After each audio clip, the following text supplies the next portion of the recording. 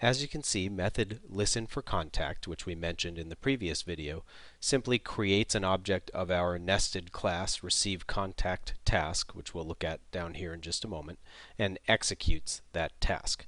Now, the receiveContact task is going to set up a socket for listening for connections, and then it's going to receive a contact if a connection is received from a remote device.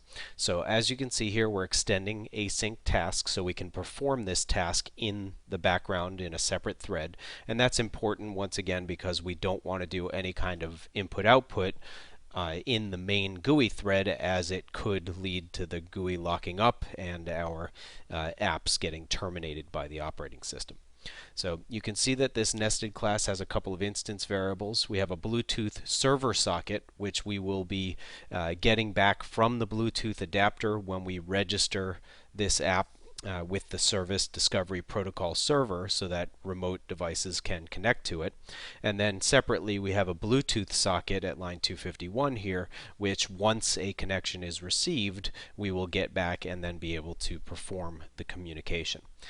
In our doInBackground method, which is going to perform the task in the background, we start with lines 260 through 262, where we call the Bluetooth adapter objects listen using RFCOM with service record method. And we give it two arguments, the string called name and the UUID called myUUID that we declared back at the beginning of the AddressBook class.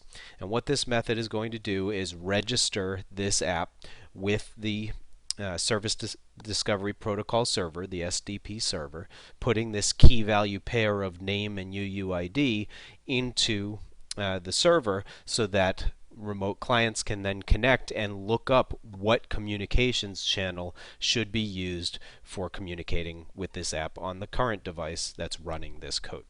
We then display a toast via the handler indicating that we're waiting to connect, and the return value from that method, by the way, is a Bluetooth server socket. So we store that and then use that down here at line 268 to accept a connection from another device.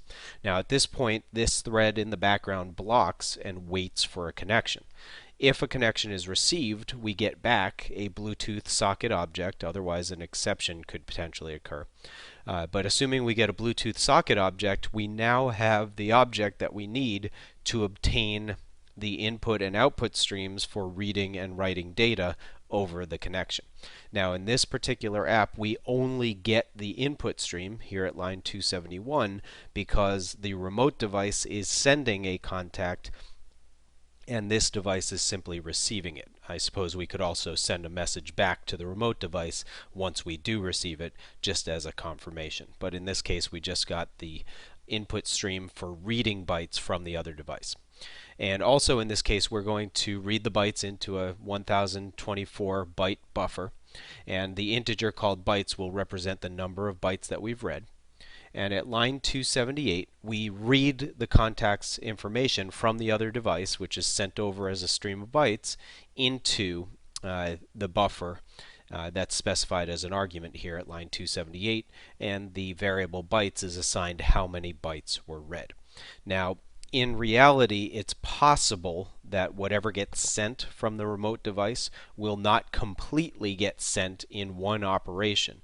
So what we really should be doing here at line 278 is some sort of a loop that keeps reading bytes until the value -1 is returned from the read method to indicate that there's nothing more to read, and then using that result, which we would presumably assemble into a larger buffer, as the foundation for the JSON object that we're going to be creating momentarily.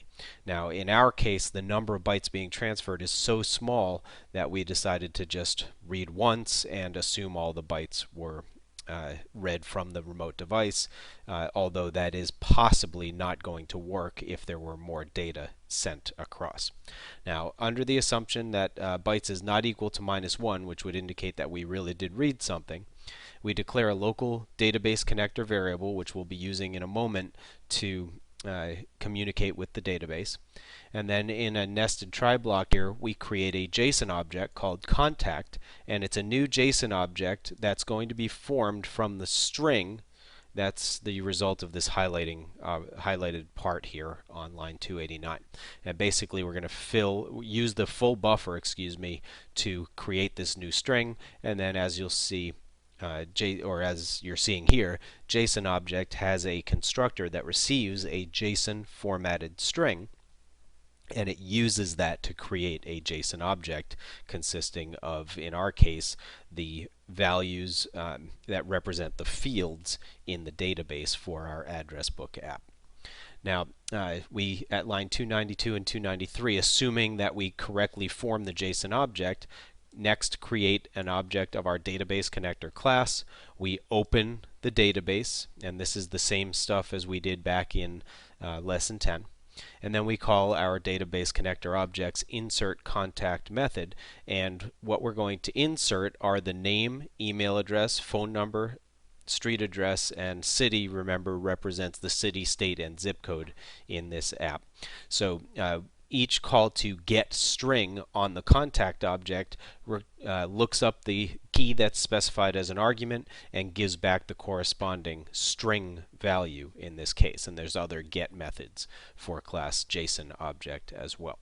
Now, once we've inserted the contact, we go ahead and create a new get contacts task, which is going to update the list view in our address book. We also display a toast indicating that the contact was received.